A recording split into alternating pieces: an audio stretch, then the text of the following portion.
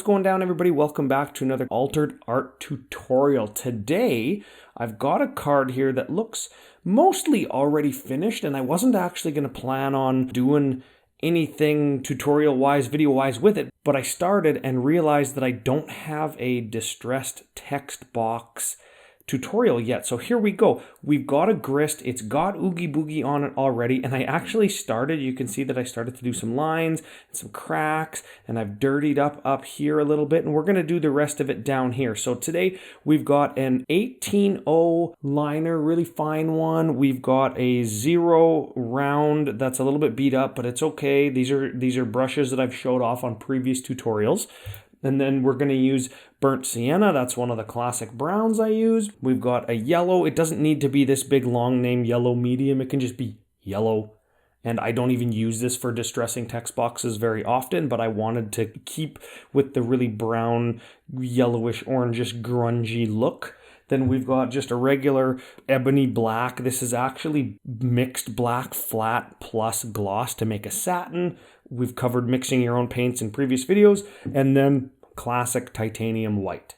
So to get started, I just mix up some paint. I water it down quite a bit. I water it down by dipping it in, and I mix it up, and I get just like a dirty, muddy color, and I start to just apply it like this. It looks really ugly, but that's the point. And you can tap it and tap it and tap it and smear it and spread it around, and it doesn't need to be in any way, shape, or form a pattern or anything, and you don't want it to be, right? Because you would just want it to look natural and dirty. And I'm going to try my hardest not to get it onto any of the Oogie Boogie, but if I do, I still have that green mixed, so it's okay. And we're just going to kind of dirty it up, and the light is coming from this way in the picture, so we want to match that on the text box. So right at the top of the text box, I'm going to create a little bit of a shadow where the text box would be sunken underneath the type line right here. And we're going to make that a little bit darker. This broken off piece on the edge, the whole thing is going to be darker to make it look a little bit like it's leaning away from the eye. And by making it darker, that tricks your eye into thinking that it's farther away. So it doesn't have to be way darker, just darker. And we're going to do the same thing down here with nice and watered down paint. We're going to do the same thing down here to move it backwards, to make it look like it's farther away. Now note, we're not going to do it to the little loyalty box. We're going to make sure that that stays front and center, just because I think that'll look cooler. And with really watered down paints, you're going to have to do it in a couple layers, and you're always going to have to clean. We always talk about cleaning up your work. Even when you're making it look ugly, you still have to make it clean. Or if you don't, like up here, you still have to make it look intentional that it isn't cleaned. Okay, back to the browns. Back to, now that this is dried, we're going to put a little bit more grime on here. We're going to put a little bit more shadow here. And for shadows, sometimes I just do like a really, really watered down black. You just smear it down a little bit. Get some green in there, and we can start to maybe make a little bit of slime. Looks like it's running down, so dripping down, some grime. And again, you got to do this just like anything else. You got to layer it on. Darker at the top, under the shadow. Darker on the side that's under the shadow. And when you do something like slime or something that's liquid, you have to make sure it stays true up and down, or completely level and flat if you're doing water.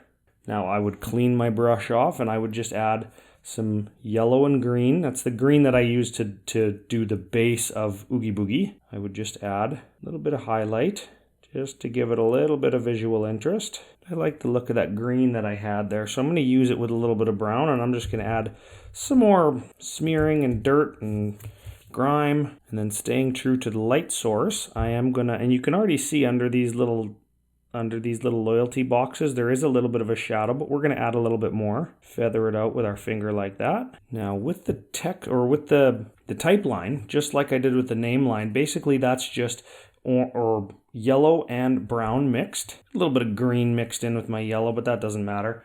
Again, I just get it watered down, smear it on a little bit, tap it off, smear it on until I'm satisfied with the look. And you can actually just get it really watered down and then just leave it dry, and it kind of just looks like dried grime on there.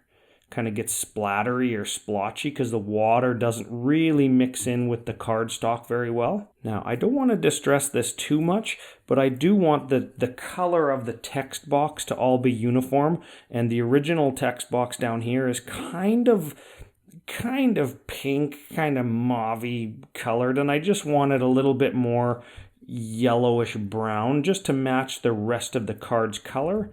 So again, I'm just going to add a little bit more, and that's going to kind of almost be all we do. Now, I talked about using this really tiny fine liner. Now is the time where on the edges of these broken lines, that's where we would take some pure white, or maybe white with just a little bit of our color mixed in from just wherever we can find it. And we would put a nice little white highlight right here, just to make that edge look like it's broken. Just because you can see that edge a little bit more. We want to be able to see that. Now, there's one last little thing I want to try here, just because this is kind of bug related.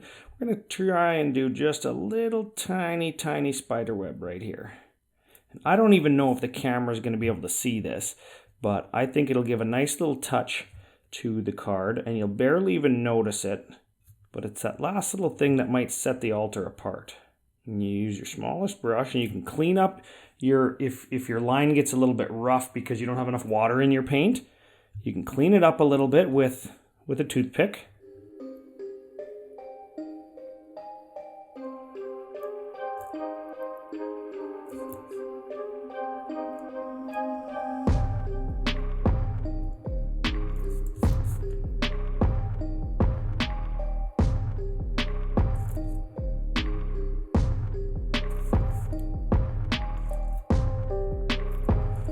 Just a little guy like that. So it doesn't take a ton, doesn't take a lot of extra, and it does add a lot to the griminess, the spookiness, the feel, the flavor of the card, and I think it's well worth it on some cards to do some form of distressing to the text box to make it all match. If you like this, feel free to subscribe. See you guys again really soon.